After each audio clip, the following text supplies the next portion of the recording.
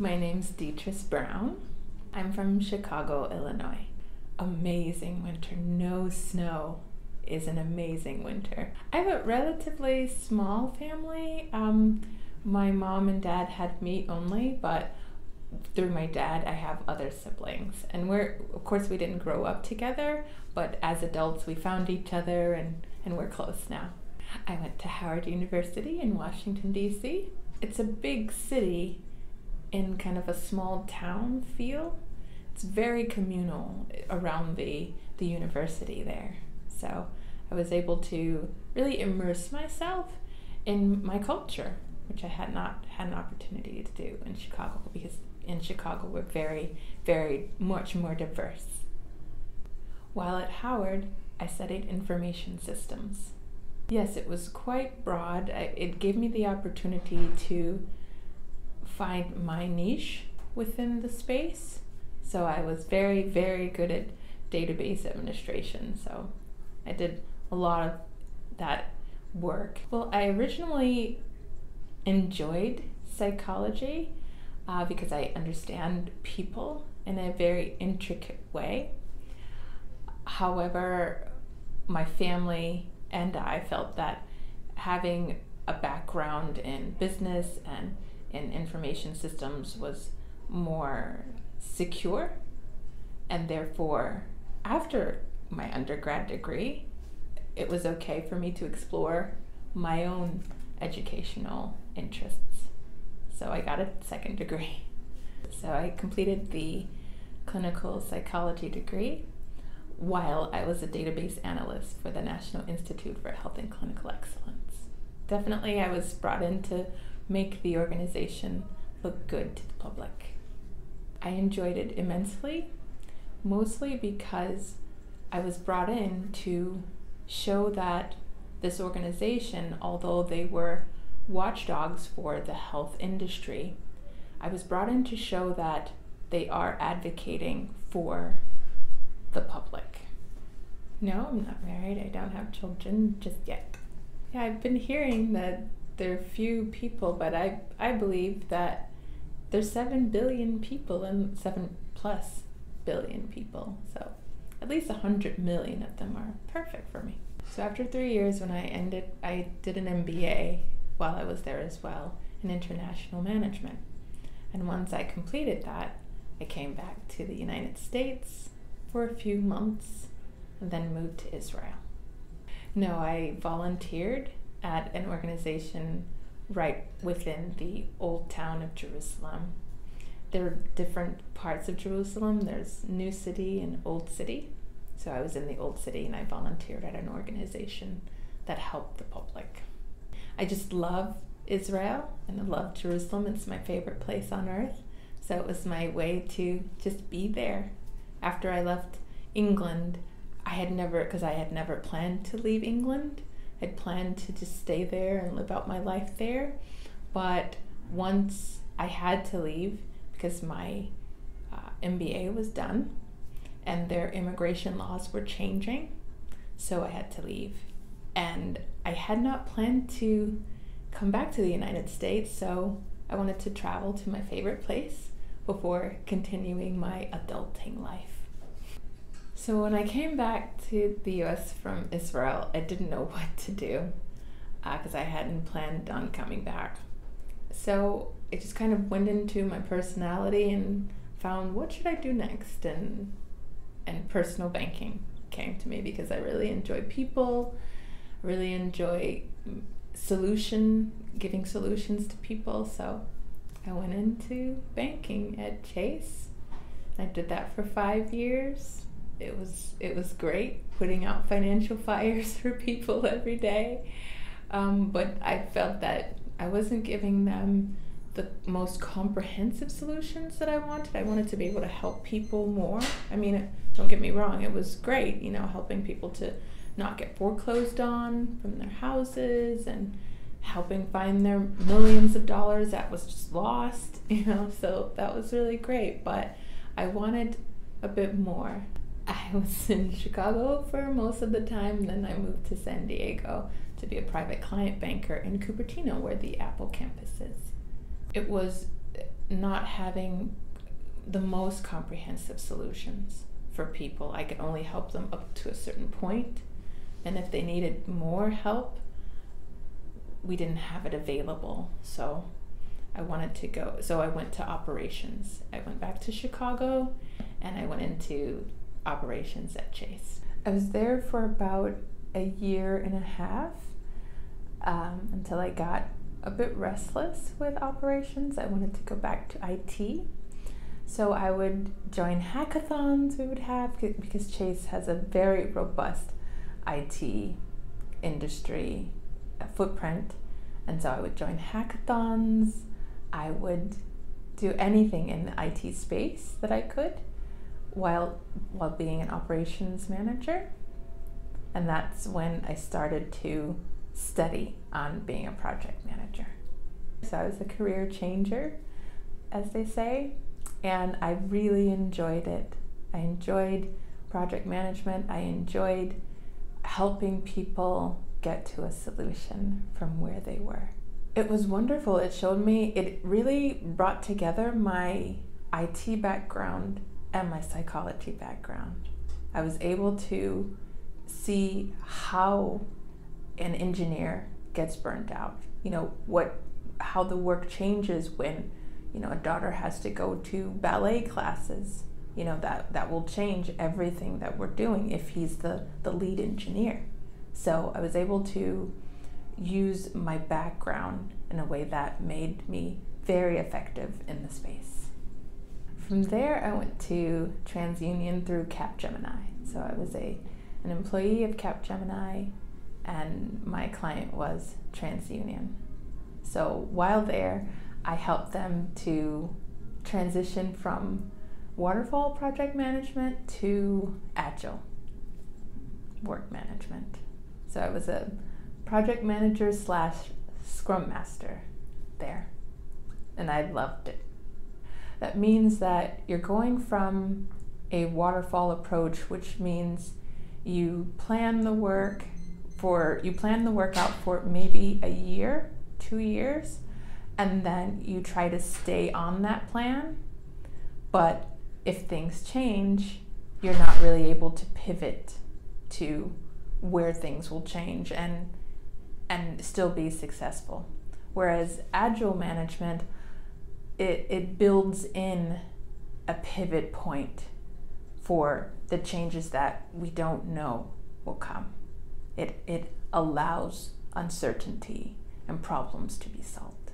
And from there on, I've been a part of organizations that were making that transition, and I've helped them to do so. So after TransUnion, I went to Audi Financial Services. And of course, from there, I went to BMW Technology, kind of staying in that car software space. But while at Audi, I had an agile coach. So as companies are transitioning over to the agile framework, there's usually a coach on hand to help people through the pain points and the uncertainty. And my agile coach there said, you would really be a great coach. She said, because as a scrum master, I was a scrum master at the time. She says, you'd just basically be doing that same advocacy that you do for your team. You will be doing that for the entire organization or bigger team. So I had 3 or 4 teams at that time. And so I said, I'll think about that. Fast forward to my time at BMW. I'd been there for a year. She calls me and says, hey, I work for a defense contractor now, and we would like to bid for a defense contract in Los Angeles. Will you move there for us? I said, yes. Yes, I will move from Chicago's snow to Los Angeles sunny weather. Definitely for you. And so I did. I moved to Los Angeles. And once I came here, I began with the Agile Readiness Center, where I am now in Atlas Corp. And that particular company only had a 4-month contract. After the contract ended, they had no other contracts in Los Angeles. and therefore I didn't know exactly what I would do. But lo and behold, the companies which obtained the contract, the longer term contract for the same group, the Agile Readiness Center, they called and said, hey, the client loves you. They loved what you did. Would you mind coming to do that for us and just staying at with the same organization, but just through a different defense contractor? And I said, yes, that's perfect. So that's how I came to OMNI. So when I began, the fluid nature of defense contracting really took me by surprise. And I was quite anxious about, will I still have a job when this contract is over? But once, I also asked, will I still have a job when someone PCAs or PCSs out of our group? What will happen if we don't have, a government personnel with us? As I've been speaking to people who have been in this space for 20, 30 years, and in my own experience, I've noticed that myself as the contractor is the most stable part of that group, because I'm the one who will still be there when our government personnel goes on to bigger and better things. So I enjoy that part, the stability. I enjoy the fact that we're able to move the goalpost, if you will. We're able to move the organization or that particular group onto more up-to-date solutions, because I can continuously research the best practices the newer best practices that are available. So I enjoyed that part of the fluidity. It means that it gives me autonomy to keep our particular department on the cutting edge. It sounds so weird to say I work for the Space Force, baby. I type it all the time, but I don't actually say it. How do you type it? I just say I work for Space Force. And they say, the Netflix show? No, not exactly. It's kind of like that though, but no. I'm in the Agile Readiness Center in the Alice Corps. So we support, mentor, guide, customize work management tools for warfighting engineers. So the Agile Readiness Center helps a program and their teams, not only software teams, but any team that wants to begin and continue an Agile journey. So because going Agile from the more functional ways, processes of working is a journey. It takes time. It takes a mind change. It takes becoming accustomed to different practices, different ways of reporting what you do, rather than, say, spreadsheets, to an actual software tool where you say, I'm doing this now, I'm doing that now. And you wouldn't place that on, say, your spreadsheet or your timesheet. You would place that into a software, which would then roll up to your timesheet, for example. Various programs use the Atlassian tools, and I'm a certified member, if you will, of Atlassian tools. Therefore, I can train people on using Jira, Confluence, and other work management tools. So Jira is a work management system that began as a ticketing system, allowing any help desk worker to place information from a support call into fields, so that those fields can then be processed later on into reports, say, for your leadership. And now Jira has expanded its work management function into being able to give more comprehensive information to all levels of an organization, beginning at the team level. So beginning at the smallest work package, I can give information to the entire organization, and it has a large part of transparency. I can give that information without sending an email, without calling, outside of the weekly status meeting per se. I can give that information right on Jira, and for those who would like to know about a particular effort, they would get an email once I give the update on Jira. Yeah, because I don't get very much into content with my programs. Mm-hmm. I'm all about process. Yep. You know, Yep. and configuring the process. Mm-hmm. So, and it's not mostly, but some of them, their information is top secret. Their content is top secret. So I can't know what they do, but I need to help them do it. So I just tell them the process, and then and then they place in their information into the process that I help configure for them. So they tell me the mission, but I can't.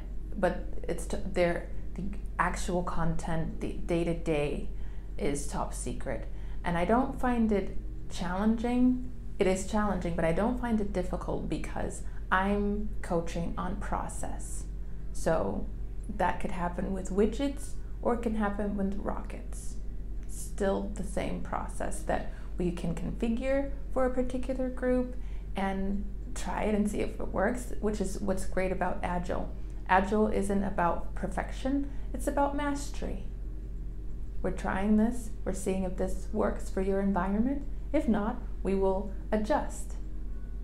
I'm helping them with both work management and document repository.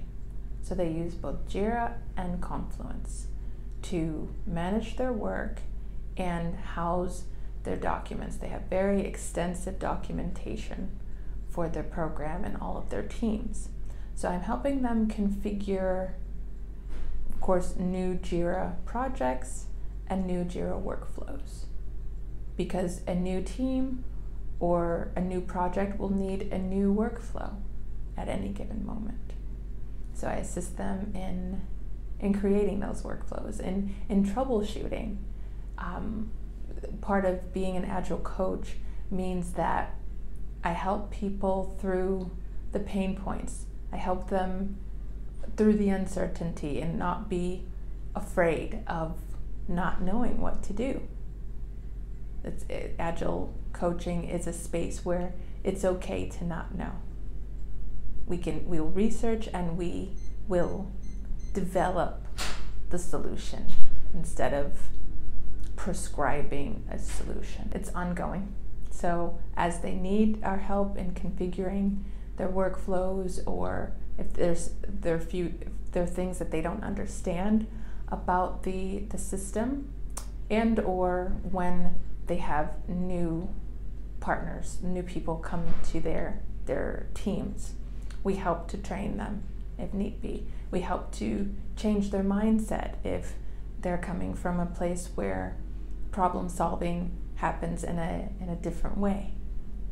In a very nice, very kind way. We do. Yeah. Mm-hmm. My first social experience with OMNI, I would have to say, would be the Christmas gathering on Zoom. And that was very enjoyable. Of course, because we're in a pandemic, I wasn't able to see the people in person. But it was great to see the relationships that have formed throughout the years. Even though I wasn't a part of those relationships forming, I could tell that OMNI people really appreciate each other and what we bring to the table. My customer, Agile Readiness Center, requested me. They asked the Technologies, the Prime, and they said, well, if you can get Detris back, that would really be great for us. Can you try to get her back?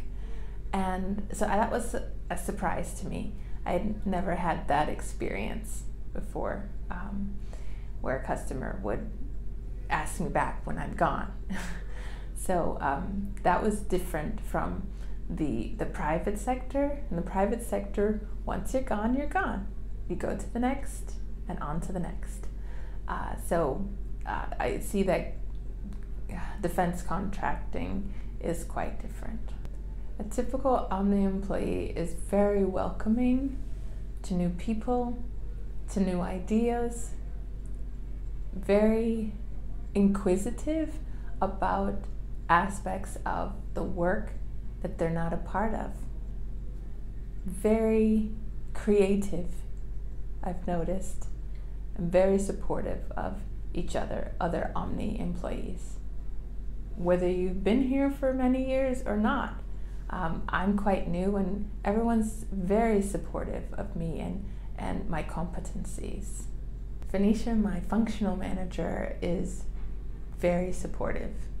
She's from the first time I met her, she has supported my ideas, my competencies, my capacity to do things. She made me feel welcomed. She made me feel like that which I bring to the table is valued, and I appreciate that. She's very empowering of my career, of my current projects and my work. She helps me to remember that I am a person who is capable of doing what I'm doing. And she allows me the autonomy to think outside of the box. Of course, I go to her with any ideas that if I'm unsure of how a particular idea will work in the defense contracting space. She'll give me the advice from her history. When I first heard about defense contracting, I didn't know what to expect. I was not briefed on what would happen, or I was only briefed on my role and a bit about what that would mean. I was comfortable in coming into the defense contracting sector from the private sector, where our best practices are constantly being developed. So I was eager to come to a space where the organization was very siloed. They don't, like in the private sector, we would collaborate with other companies often. Our competitors, we would collaborate with them often. So I was eager to bring that knowledge and that, what I call tribal knowledge, to the defense contracting sector. What gets me up in the morning about my job is the government people I work with are so eager to learn, to do new things, to develop best practices, as well as learn the current best practices.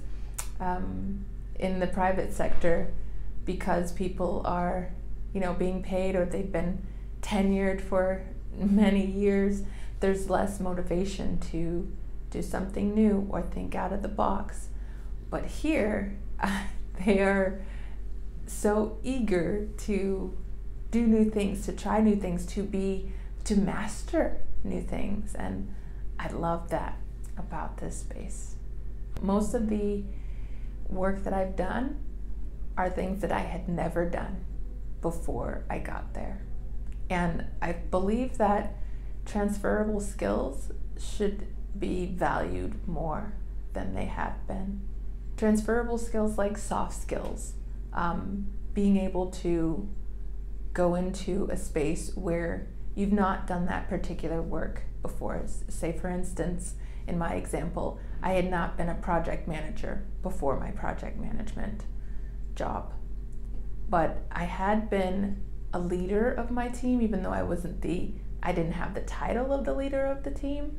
I was a leader in my operations career, and therefore transferring to project management was quite natural for me. Even though I had not done it, I had not had 5 years experience, but I had the experience.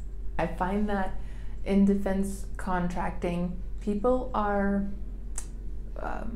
supported in their entrepreneurial thoughts, that allows us the opportunity to take ownership of our work and be proud to do what we're doing, because my ideas, my solutions that I come up with will be welcomed. I really enjoy that OMNI supports an entrepreneurial mindset, in that I can take ownership for my work, because the ideas that I develop, OMNI will, of course, bring them online, give me support and resources to implement my ideas, and reward me for that, and not just leave me there with a new idea that I came up with and not getting any credit for it. So I enjoy that about OMNI, that it supports and rewards an entrepreneurial mindset. Lieutenant Colonel protects the team. I don't have to. That's a difference in the defense. Well, yeah, in the defense world, I don't have to protect my team from their leaders.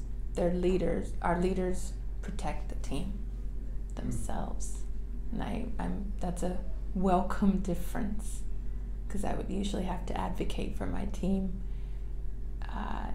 towards the leadership that's paying for what they're doing, but I have to say, but my team is actually doing the work, so their voice should be heard. I enjoy the fact that as a contractor, I am one of these stable aspects of the group. So when a government personnel moves to a new base or a new job title, I'm there to help the new government personnel person to become acclimated, to really just kind of start them off on a good foot. As a woman of color in the private sector, in certain areas, it's a bit more challenging for me to be a part of this kind of organization, or an organization which is so customer facing to a defense contract. But I'm seeing, what I enjoy about OMNI is that there are many people of color who work here, and that makes me feel very welcome, much more than in the private sector, because yeah, in the private sector it's quite different. Yeah, and I enjoy that about OMNI, that they place people who are competent towards the customer, no matter what you look like, no matter your cultural background. You are good at this, so please be good at this on our behalf. OMNI's approach to consulting is very relationship based and knowledge sharing. I find that consulting for OMNI means that I'm leveraging relationships that OMNI employees have had. I find that consulting for OMNI means that I'm leveraging the relationships that OMNI employees have built for many years over with people at the center. And the trust that our clients have for me is a reflection of the way that OMNI has gone to bat for each of the clients, for their success, and given them resources. Knowledge sharing is a very important part of OMNI. There are many very knowledgeable subject matter expertise, and everyone's so willing to share what they've learned, to help learn more on behalf of one person or another, to further the efforts of any OMNI employee or their work.